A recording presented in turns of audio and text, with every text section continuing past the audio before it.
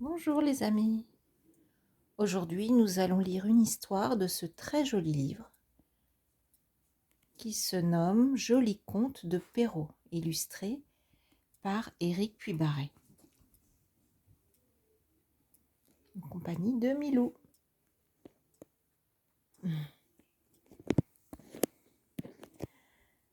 Donc, c'est un livre qui regroupe plusieurs histoires. La première sera Cendrillon.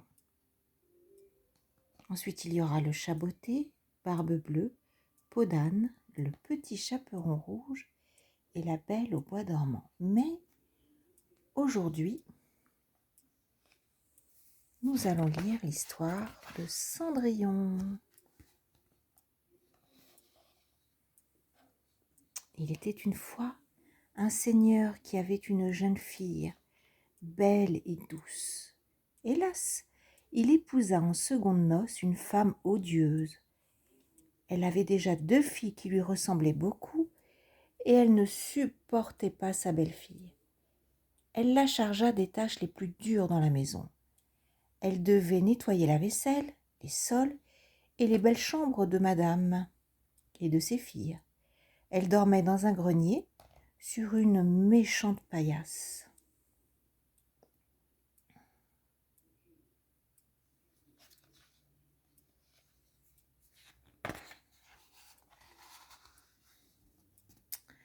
Lorsqu'elle avait fini son travail, elle allait au coin de la cheminée, et comme ses vêtements étaient souvent tachés de cendre, on l'appelait Cendrillon.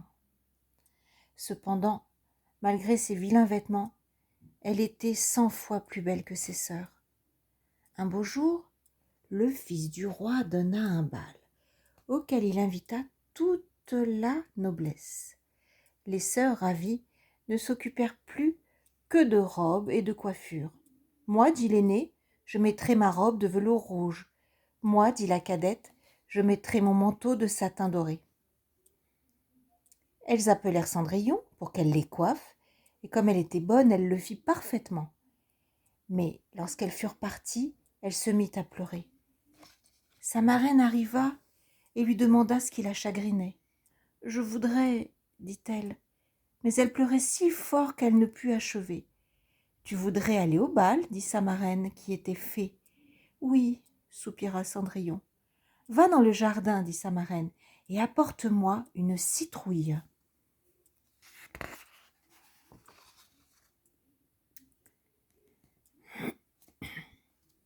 Cendrillon alla cueillir la plus belle citrouille qu'elle put trouver.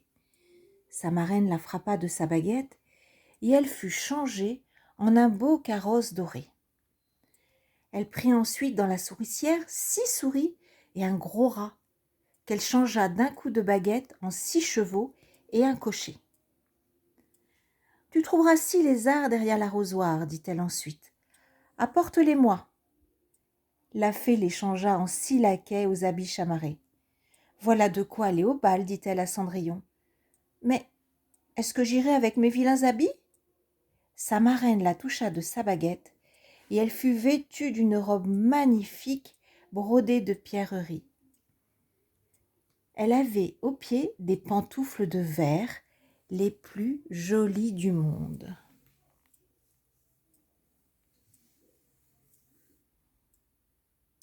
Lorsque Cendrillon monta dans le carrosse, sa marraine recommanda « Rentre bien avant minuit, car au-delà, ton carrosse redeviendrait citrouille. » Cendrillon promit et partit, folle de joie. Le prince fut averti qu'il venait d'arriver une princesse inconnue. Il courut la recevoir et la mena dans la salle de bal, où il se fit un grand silence. Tous étaient impressionnés par la grande beauté de cette inconnue.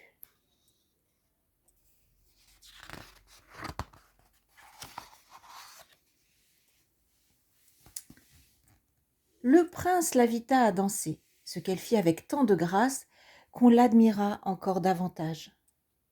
Soudain, Cendrillon entendit sonner 11 heures 3/4. Elle fit aussitôt une révérence et s'en fut le plus vite qu'elle put. Elle arriva peu avant ses sœurs.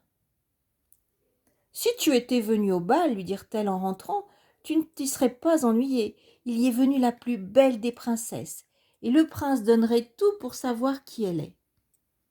Le lendemain, les deux sœurs retournèrent au bal, et Cendrillon aussi. Elle était encore plus parée que la première fois, et le prince toujours auprès d'elle. La demoiselle ne s'ennuyait point et oublia la recommandation de sa marraine. Alors qu'elle dansait, elle entendit sonner le premier coup de minuit. Elle se leva et s'enfuit aussitôt.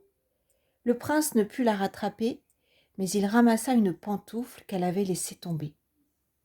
Cendrillon arriva chez elle tout essoufflé, sans carrosse et dans ses vilains habits. Lorsque ses sœurs revinrent du bal, elle leur demanda si la belle dame y était. Elles répondirent qu'elle y était, mais s'était enfuie si vite qu'elle avait perdu une pantoufle. Le prince l'avait ramassée et regardait tout le reste du bal. Assurément, il était amoureux de la belle inconnue.